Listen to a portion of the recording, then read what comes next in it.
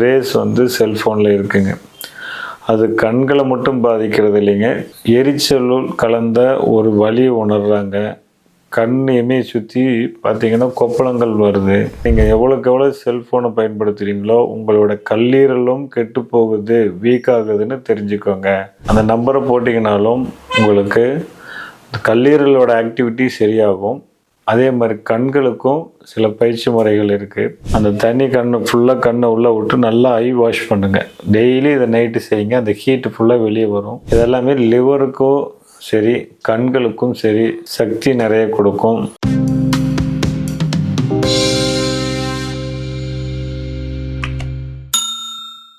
வணக்கம் நேயர்களே. இப்போ பார்த்தீங்கன்னா கண் சார்ந்த பார்வை பிரச்சனைக்கு சூஜாக் முறையில் ஏதாவது ட்ரீட்மெண்ட் இருக்கா சார் அப்படின்னு நிறைய பேர் கேட்குறீங்க.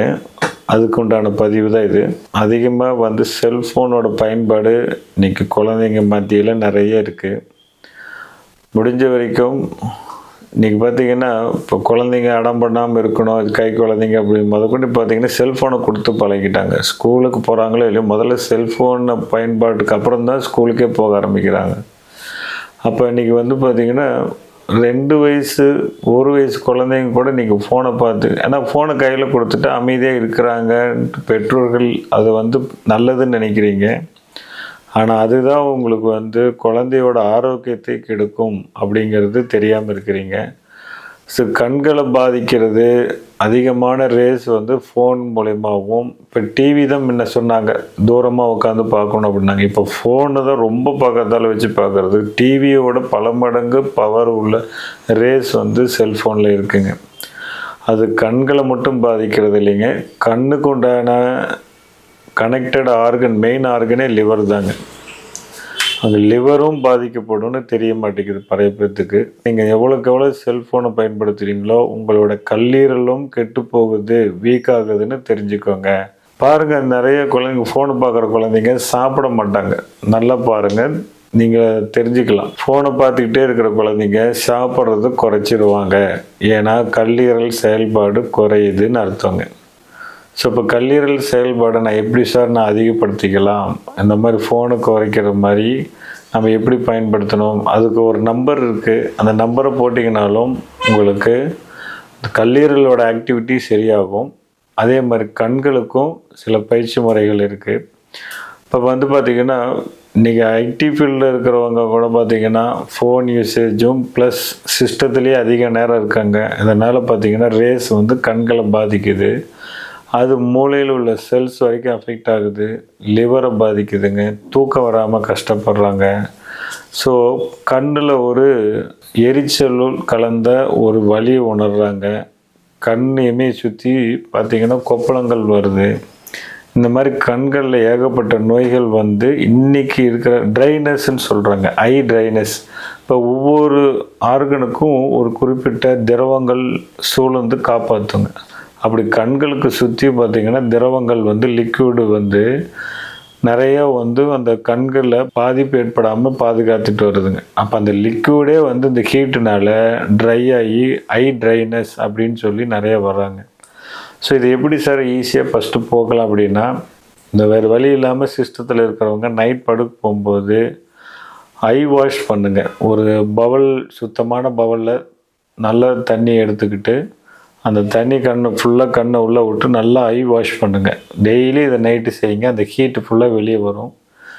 இன்னொரு கண் எரிச்சலாக இருக்குது, செவந்த மாதிரியே இருக்குது சார், உறுத்தலாக இருக்குங்கிறவங்க ஈர கர்ச்சிப்பில் எலுமிச்சம்பழம் முழு பழத்தை வச்சு ஒத்தடம் கொடுங்க. கண்ணை சுற்றி ஒத்தடம் கொடுத்துட்டு வாங்க. உங்களுக்கு கண்ணில் இருக்கிற ஹீட்டு உடம்புல இருக்கிற லிவரோட ஹீட்டை வெளியே எடுக்கிற மாதிரிங்க. அப்போ அந்த ஹீட்டு ஃபுல்லாக வெளியில் வந்துடும். அதே மாதிரி நெத்தியில் சந்தனம் வைக்கலாங்க. காலையில் நேரத்தில் இந்த எரிச்சலாக இருக்கிறவங்க, கண் உறுத்தலாக இருக்கிறவங்க சந்தனம் வச்சுட்டு போகிறது சிறப்புங்க. அதே மாதிரி கண்களுக்கு உண்டான பாயிண்ட் என்னென்னா, இது சூஜோக்கில் கண்களுக்கு உண்டான பாயிண்ட்டுங்க. இந்த புள்ளியில் நீங்கள் என்ன பண்ணலன்னா பச்சை பயிர் வச்சு கட்டலாம், பச்சை கலர் அப்ளை பண்ணலாம். சிலருக்கு கண் பார்த்திங்கன்னா மாறு கண்ணாக இருக்கும், ஸ்கின் ஐஸ்ன்னு சொல்லுவோம். கண் ரெண்டும் ஒரு மாதிரி டீவியேஷன் ஆகிருக்கும். புரியுதுங்களா? அந்த மாதிரி இருக்கவங்களுக்கும், கண்ணில் உறுத்தல் இருக்கிறவங்க, கண்ணில் சின்ன வயசுலேயே கண்ணாடி போட சொல்லிட்டாங்க அப்படின்னா, கண்டிப்பாக நீங்கள் இந்த க்ரீன் கலரும் பச்சை பயிரும் வச்சு கட்டிட்டு வந்தீங்கன்னா கண்ணாடி போடுறதுலேருந்து தவிர்க்கலாங்க. கண்களுக்கு முக்கியமாக நீங்கள் நடைமுறையில் ஃபோன் யூசேஜு, டிவி யூசேஜு, சிஸ்டத்தில் இந்த மாதிரி எல்லாத்தையும் குறைக்கிறது நல்லது. முக்கியமாக நைட்டு பார்த்திங்கன்னா லைட்டெல்லாம் ஆஃப் பண்ணிவிட்டு ஃபோன் அதிகமாக பார்க்குறது சீக்கிரத்தில் கண்ணை பாதிக்குங்க. அதே மாதிரி லிவரில் போய் பாதிப்பு ஏற்படும்னு சொன்னோம். கண்ணுக்கும் லிவருக்கும் சம்மந்தம் இருக்குது. ஸோ அப்போ அந்த லிவரில் போயிட்டு நம்ம அந்த ஹீட்டை குறைக்கணும், லிவரோட ஃபங்க்ஷன் அதிகரிக்கணும் அப்படின்னா இதுதான் லிவரோட பகுதிங்க. இந்த பகுதியில் நீங்கள் என்ன பண்ணலான்னா +11 அப்படின்னு போட்டுக்கலாம்.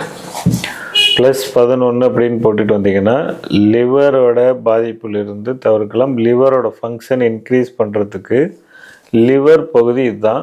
இதில் +11ன்னு போட்டுட்டு வரணும். சுண்டு விரலேருந்து நேர் கீழே இந்த பகுதியில் நீங்கள் +11 அப்படின்னு போட்டு வந்தீங்கன்னா லிவர் ஆக்டிவேஷன் ஆகும், கண்களுக்கு சக்தி கிடைக்கும். இப்போ ஏன்னா கண்ணுக்கும் லிவருக்கும் சம்மந்தம் இருக்குங்க. ஸோ லிவர் நல்லா இருந்துச்சுன்னா கண்களோட பாதிப்பு கண்ட்ரோல் கொண்டாட முடியும். ஸோ அந்த லிவர் ஆக்டிவேட் பண்ணணுன்னா பச்சை காய்கறிகள் நிறைய எடுத்துக்கணுங்க, கீரைகள் நிறைய எடுக்கணும். ஓகேங்களா? அதே மாதிரி பீட்ரூட்டு, கேரட்டு இந்த மாதிரிலாம் நிறைய சாப்பிடலாம். வெள்ளரிக்காய் ரொம்ப நல்லது. இதெல்லாமே லிவருக்கும் சரி கண்களுக்கும் சரி சக்தி நிறைய கொடுக்கும். ஸோ இயற்கை சார்ந்த உணவுகள் நிறைய எடுங்க. தூக்கம் முக்கியம். தூக்கம் கெட்டுட்டு டிவி பார்க்குறதும் செல்ஃபோன் யூசேஜும் அவாய்ட் பண்ணுங்கள். கண்டிப்பாக உங்கள் கண்களுக்கு சீக்கிரம் ஒரு புத்துணர்ச்சி கிடைக்கும். கண்களில் பாதிப்புலேருந்து வெளியே வந்துடலாம்.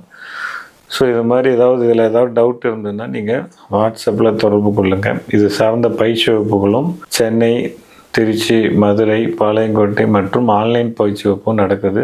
ஸோ கலந்துக்கணும்னு ஆர்வம் இருக்கவங்க வாட்ஸ்அப்பில் உங்கள் பேரை கொடுத்து பதிவு பண்ணிக்கலாம். நன்றி, வணக்கம்.